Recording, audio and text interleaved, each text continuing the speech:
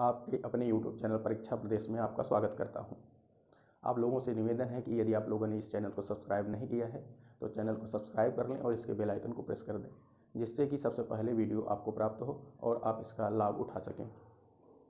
दोस्तों, हम लोग प्राचीन इतिहास पढ़ रहे थे। प्राचीन इतिहास की कुछ कक्षाएँ हो चुकी हैं, जिसमें से आज प्राचीन इतिहास की चौथी कक्षा होगी और जिसमें हड़प्पा संस्कृति के विषय में हम लोग पढ़ते हुए आगे बढ़ेंगे। इसके पहले हड़प्पा संस्कृति दो महत्वपूर्ण टॉपिक हो चुका था हड़प्पा संस्कृति में, जिसमें हड़प्पा संस्कृति की विशेषताएं हो गई थी और उसका विस्तार हो गया था। अब हम लोग आगे बढ़ेंगे, संक्षिप्त रूप में हड़प्पा स्थल को पढ़ेंगे और उसके बाद हम लोग विस्तृत रूप में हड़प्पा स्थल को पढ़ेंगे।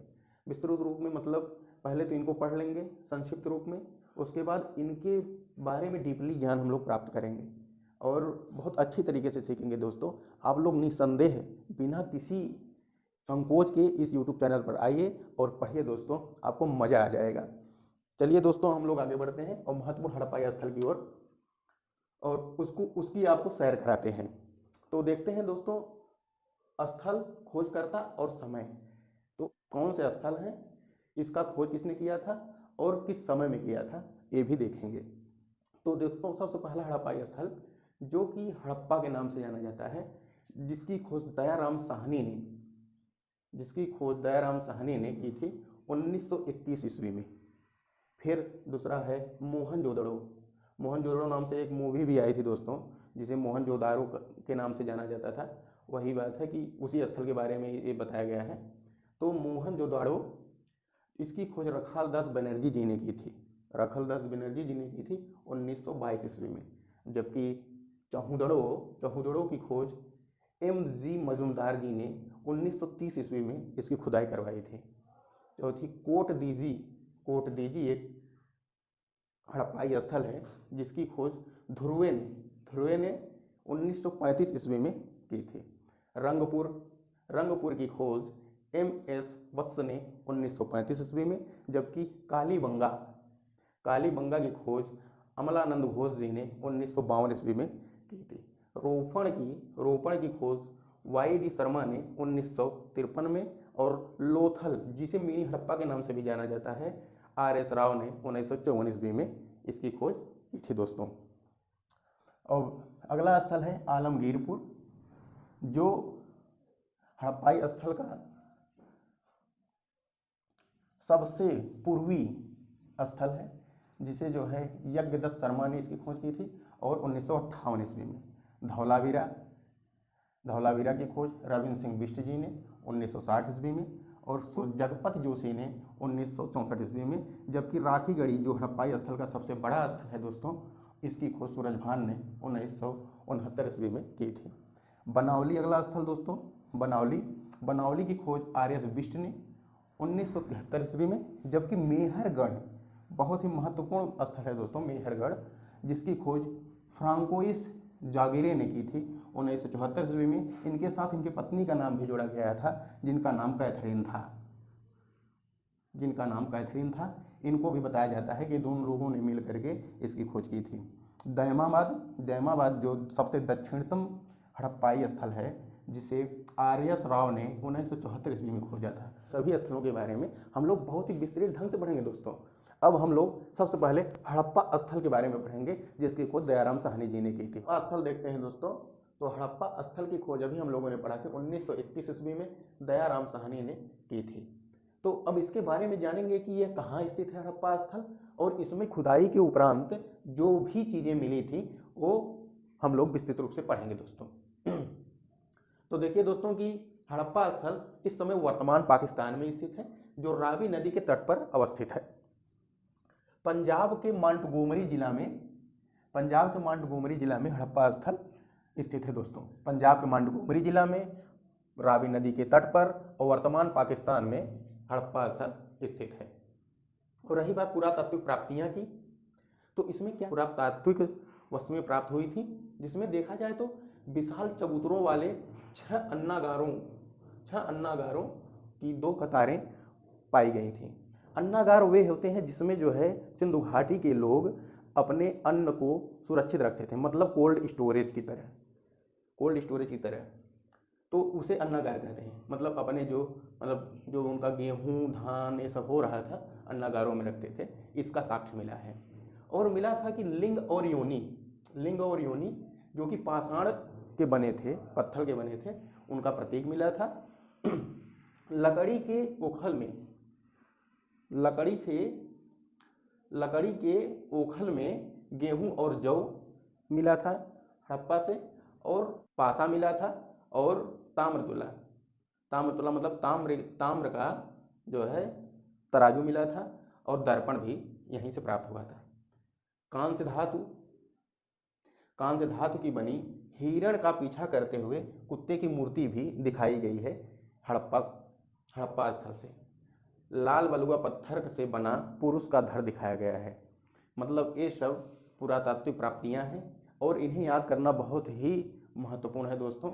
ये सभी एग्जाम में आएगा कि लाल बलुआ पत्थर से बना पुरुष का धड़ कहाँ से प्राप्त हुआ था, या कान से बनी हिरण का पीछा करते हुए कुत्ते की मूर्ति कहाँ से प्राप्त हुई थी, या लकड़ी की ओखल में गेहूं और जौ कहाँ से प्राप्त हुआ था, लिंग और योनि के पाषाण के प्रतीक कहाँ से प्राप्त हुए थे, विशाल चबूतरों वाले 6 अन्नागारों का 2 कतारों वाले कहाँ से प्राप्त हुए थे।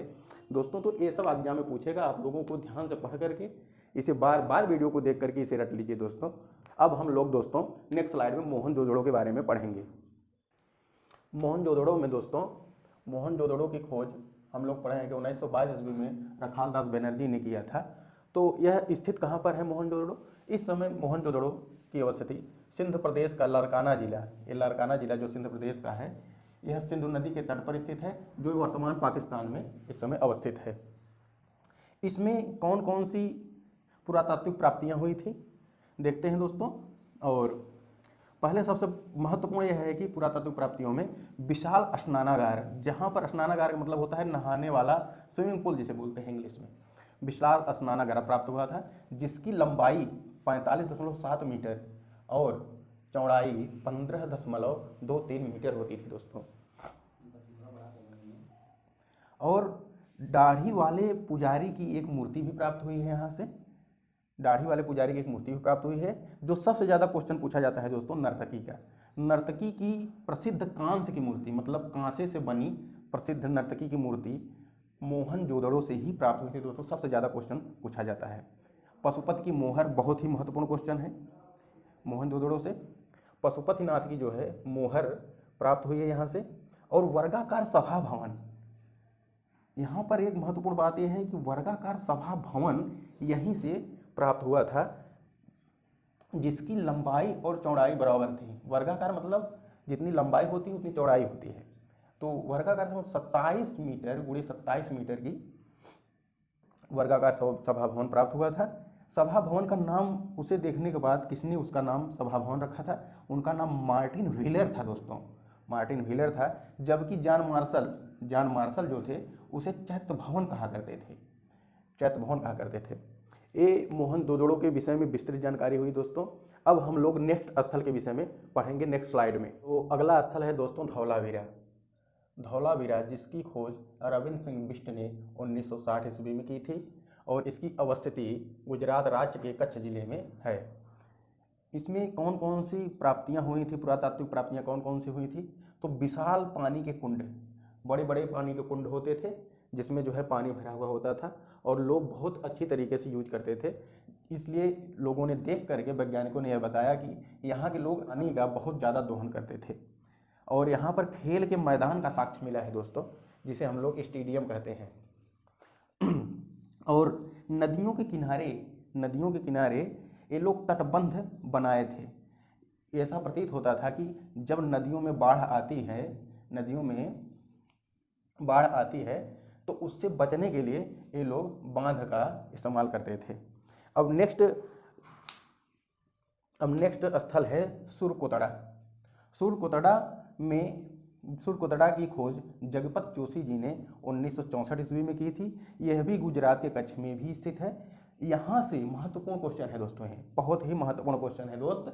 और कहते हैं कि यहाँ से घोड़े की हड्डियों का पहला वास्तविक साक्ष्य मिला था।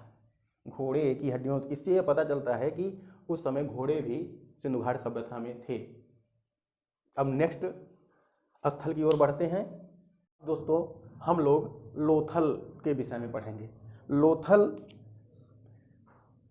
लोथल की खोज SR राव ने 1954 ईस्वी में की थी।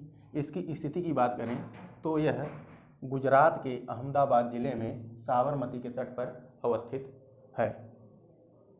और इसमें पुरातात्विक प्राप्तियों की बात करते हैं दोस्त, तो पुरातात्विक प्राप्तियां जो है सिंधु घाटी सभ्यता का मैनचेस्टर इसे कहा जाता है। ये महत्वपूर्ण है, ये प्राप्तियों में नहीं है, लेकिन वैज्ञानिकों ने इसे बताया कि यह सिंधु घाटी सभ्यता का मैनचेस्टर है।